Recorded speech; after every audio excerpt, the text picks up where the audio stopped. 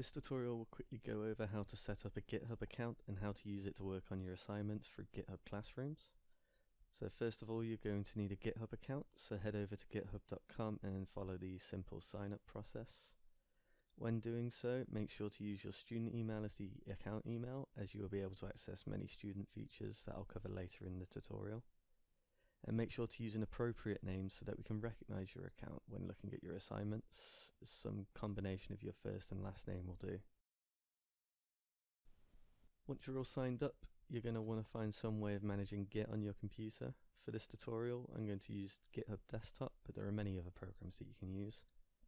Easiest way to download this is by going to desktop.github.com and downloading it from there.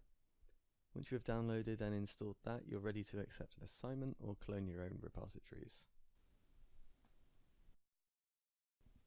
For your assignment, you should have been given a GitHub assessment invite link, either on Moodle or via email. When you click on the link, you'll be taken to a page where you can accept your assignment.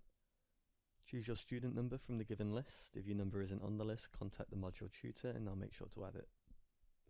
Accept the assignment and a personal repository will be quickly made for you.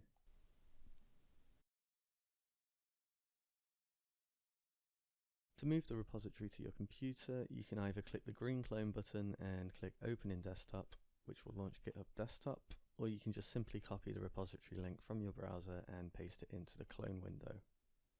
Once the cloning process has completed, you're ready to start working on your assignment.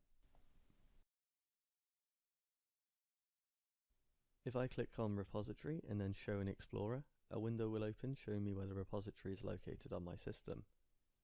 When I make a text file called hello, you can see that the changes I have made are recorded and shown in the GitHub Desktop window.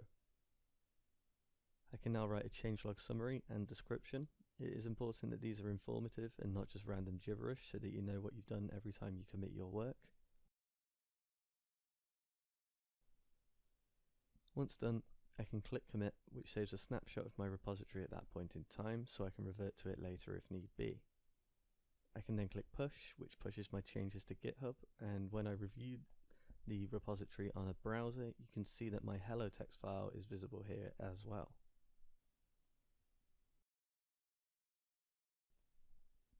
It's a good idea to make regular commits so that you can save your work at different intervals, allowing you to revert to them if you make a mistake. If you do make a mistake and need to revert backwards to a former commit, you can click the History tab, right-click where you want to convert to, and click Revert this commit. And you can see that my previous changes have been removed and my hello text file has gone. If you have made changes to your repository from another computer, you will need to pull those changes to keep your repository in sync with the repository on GitHub. You can do that by simply clicking Pull when prompted. GitHub also offers many student benefits that you can take advantage of. You can sign up by going to education.github.com. This gives you loads of features such as GitHub Pro for free and tons of other benefits.